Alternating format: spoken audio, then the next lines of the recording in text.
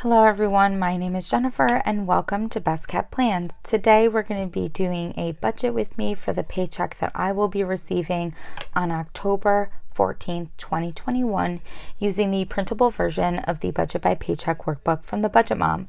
If you all are interested in seeing that, please stick around.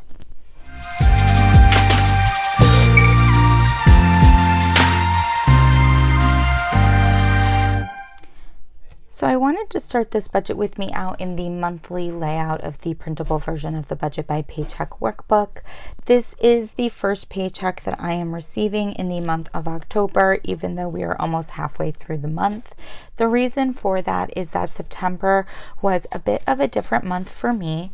It was a 3-paycheck month, and so I ended up getting paid on the last day of September, which means that my first paycheck of October isn't happening until 2 weeks later, which is midway through the month.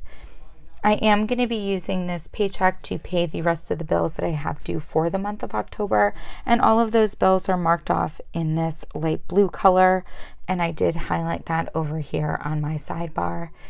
I also have the savings that I want to pull for the 2021 savings challenges from the Budget Mom marked off here in yellow. Because I won't be getting paid again until the 28th of the month, I do have to pull out for the savings challenges on the 20th and the 27th. Flipping to my paycheck bill tracker for this paycheck, I want to zoom on in so that you all can see clearly. So again, this is our budget with me for the paycheck I'm receiving on 10/14/2021. As always, I start in the income section of the paycheck bill tracker, and I do always estimate my budget or estimate my paycheck or budget my paycheck to be a few dollars less than I'm anticipating it to be. I always have it at $29.35. I'd rather estimate low than estimate high when it comes to my paycheck. For the bills section for the paycheck bill tracker, we do have a little bit going on. First, I have my Discovery Plus and my Netflix, Optimum, and my Verizon, a big utilities section here for this paycheck. And then I have my contribution to my church as well as my student loan payment. Again, I'm not paying that right this moment, which is why in the actual column it has a 0. I was able to fill out with all of my actual values for this paycheck as well, because I have gotten my Discovery and my Netflix are always the same every month. My church contribution is always the same, but I did already receive my statements for the Optimum and Verizon, so I was able to fill everything in. I do also have an additional thing written down here, which is my Discover credit card. I went and took a course, a 2-day course for work, and I did have to pay for it myself. It was $595, and I ended up putting it onto my Discover card. And part of the reason I did that is actually because I was able to get some cash back.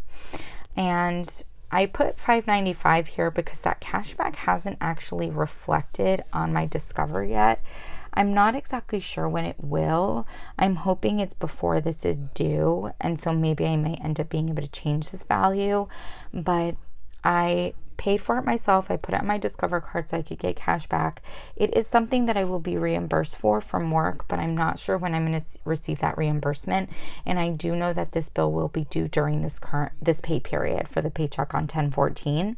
So I am just going to pay it myself, and then whenever it is that I get reimbursed from my employer, that money will actually end up going directly into my house savings, which is my number one savings goal. So sorry for the little break there. My alarm ended up going off. So I didn't budget with this Discover amount because I wasn't sure exactly when that bill was going to be due. So it is written in my actual column, but it's not part of what I'm budgeting, and I'll explain how that ends up all factoring out towards the end. But all of my budgeted bills add up to $1,046, and if I subtract that, what I am budgeting my income to be, we are left with $1,889. I bring that down to the envelopes or variable expense section of the paycheck bill tracker. I always have these same categories for my variable expenses, and I always have the same denominations or values, I should say. For groceries, I budget $200. Eating out, I budget $50. Gas, I budget $50. And miscellaneous, I budget $200. Now, I am Definitely going to need to change my eating out. And I just realized this is totally not zoomed in. Sorry, everyone. I'm definitely going to need to change my eating out. But if you caught, I think it was either my September recap or my last cash envelope stuffing, I decided to wait on doing that until 2022. And I'm really just going to keep collecting the data on how much I'm spending every month and every pay period to end up figuring out what I want this value to be come 2022. All of my variable expenses add up to $500, and if I subtract that from the $1,889 I was left off with after my bills, I have $1,389, which is what I'm going to bring up to the sinking fund section of the paycheck bill tracker. Just like with my variable expenses, I always have these same sinking funds and these same amounts. For travel, I will be saving $50. For Christmas, I will be saving $25. For subscriptions, I will be saving $15. Medical, I will be saving $20. Car maintenance, I will be saving $120. Birthdays, $20. And then holidays, $20. All of these values add up to $270, and if I subtract that from the $1,389 I was left with after my bills and my variable expenses, we have $1,119. I do not have any revolving debt other than my student loans, and so I am not putting anything towards extra debt right now. Everything after my sinking funds comes on down to the savings section of the paycheck bill tracker, and what I had budgeted was to put all $1,119 towards my house savings.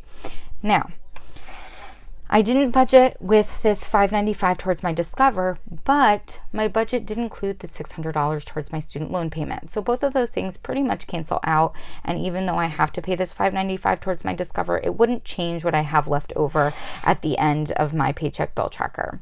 The reason why in the actual column you see $885 penciled in here is because I did some major overspending during my last pay period. I did go away for a weekend. I ate out a bunch. I spent some money, and I ended up eating into my cushion by about $220.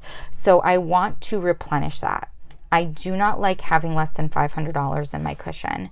And so I am going to pull $230 from a paycheck specifically for my cushion so that my cushion will be back at $500.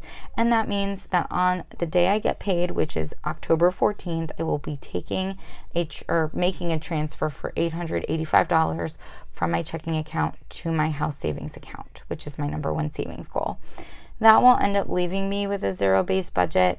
It's just that things are looking a little bit hectic right now because of the fact that I have this Discover bill here, and it's a little Mod Podgey.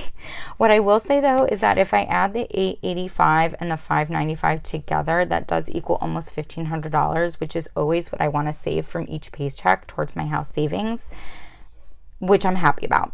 So again, when I do get reimbursed from my employer for this $595, it's going to go directly into my savings.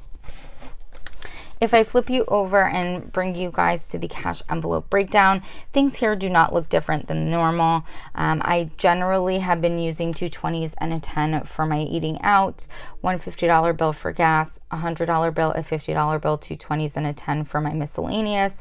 This is where I pull my 2021 savings challenges from, and looking at my monthly view, as long as I have a single $50 bill, I'm set for those savings challenges that I need to save for or pull for from this paycheck.